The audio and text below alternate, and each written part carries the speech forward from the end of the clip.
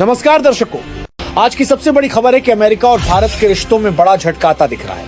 अमेरिकी राष्ट्रपति Donald Trump ने भारतीय आयात पर 50% तक का भारी टैरिफ लगा दिया। वजह बताई गई है कि रूस से तेल खरीद और ब्रिक्स ब्लॉक के साथ भारत की बढ़ती नजदीकियां। इस कदम से व्यापार, कूटनीति और एशिया की भू राजनीति पर गहरा असर पड़ने की संभावना है। पूरी रिपोर्ट में हम आपको दिखाएंगे कैसे शुरू हुआ विवाद, दोनों देशों के रुख क्या है और आगे क्या हो सकता है। दोस्तों, शुरू करने से पहले मैं बता दूं कि नाचने गाने वाले को तो सभी लाइक करते हैं, लेकिन एक अच्छे और सच्चे न्यूज को कोई नहीं करता। तो आपसे निवेदन है कि इस वीडियो को लाइक और चैनल को सब्सक्राइब जरूर करें। दर्शकों, 6 अगस्त को राष्ट्रपति ट्रंप ने कार्यकारी आदेश पर हस्ताक्षर कर भारतीय सामान पर टैरिफ 50% तक बढ़ा दिया।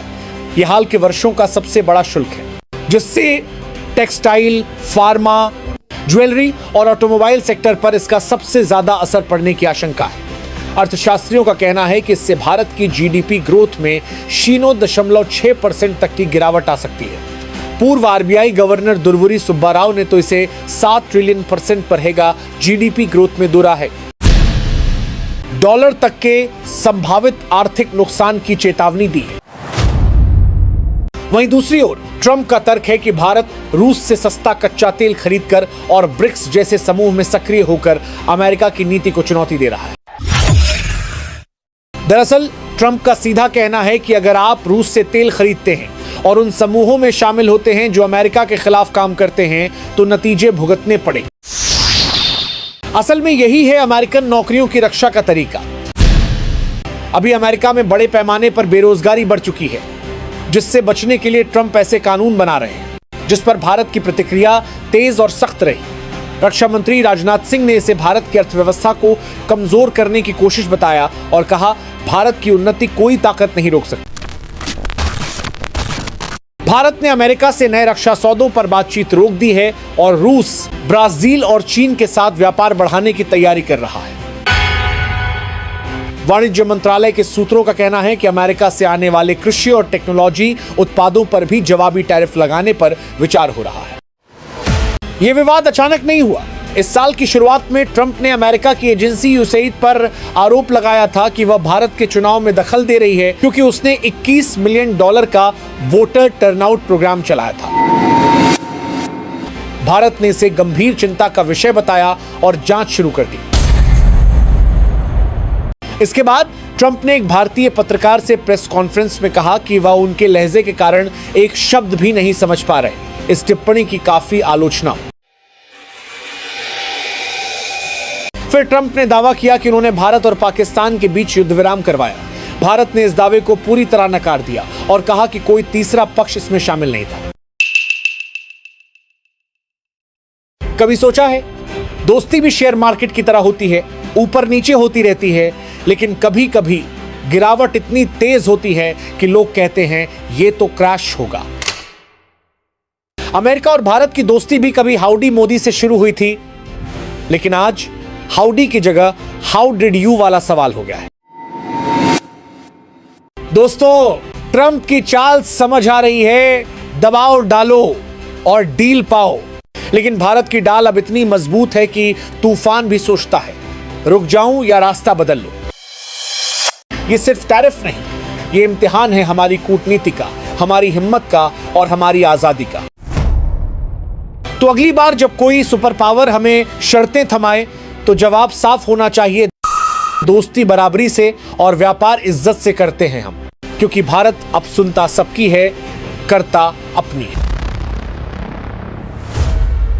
ट्रंप अपने देश में बढ़ती बेरोजगारी से बौखला चुके हैं। उन्हें अपने देश में आलोचनाओं का सामना करना पड़ रहा है, जिस वजह से उन्होंने यहां तक कह दिया कि भारतीय को अमेरिकन कंपनी से निकाल देना चाहिए और कहा यही है असल बेरोजगारी का कारण है। दर्शकों, यह सुनकर यह साफ हो जाता है कि ट्रंप भारत के विरुद्ध हो चुके हैं, लेकिन मैं बता दूं कि भारत अब दुनिया को दिशा देता है। ट्रंप का यह फैसला सिर्फ हमारी अर्थव्यवस्था पर हमला नहीं, बल्कि हमारी गरिमा पर चोट है। दिल्ली की गलियों से लेकर मुंबई के बंदरगाह तक, सूरत के कारखानों से लेकर लुधियाना के खेतों तक,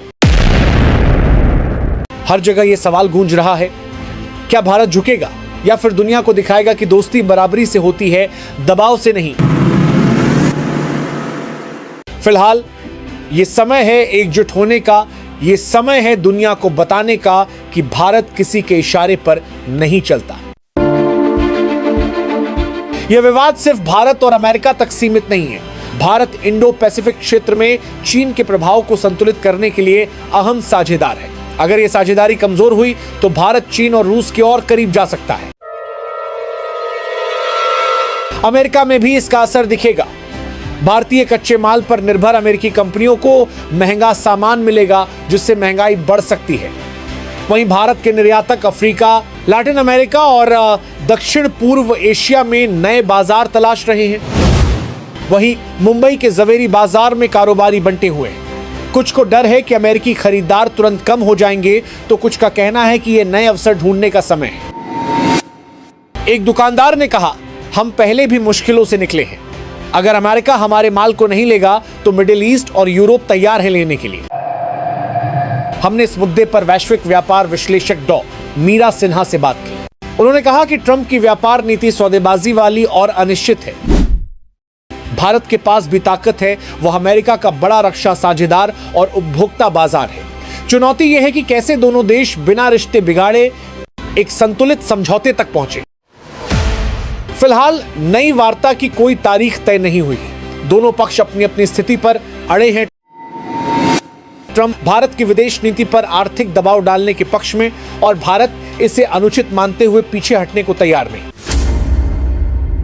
दोस्तों, यह सिर्फ टैरिफ की लड़ाई नहीं है, यह लड़ाई है भारत की गरिमा की, अपने फैसले खुद लेने की और दुनिया में सिर ऊंचा रखने की है। ट्रंप का दबाव साफ है, लेकिन भारत का इरादा और भी साफ है। हम अपनी शर्तों पर जीते हैं। अब देखना है क्या यह विवाद बातचीत की मेज पर सुलझेगा या इतिहास में एक नई कूटनीतिक जंग के रूप में लिखा जाएगा। यह सिर्फ एक व्यापार विवाद नहीं है, यह परीक्षा है कि क्या दुनिया के दो सबसे बड़े लोकतंत्र असहमति के बावजूद साझेदारी बचा सकते हैं। हम इस कहानी पर नजर बनाए रखेंगे और आपको ताजा अपडेट देते रहेंगे। तब तक के लिए धन्यवाद।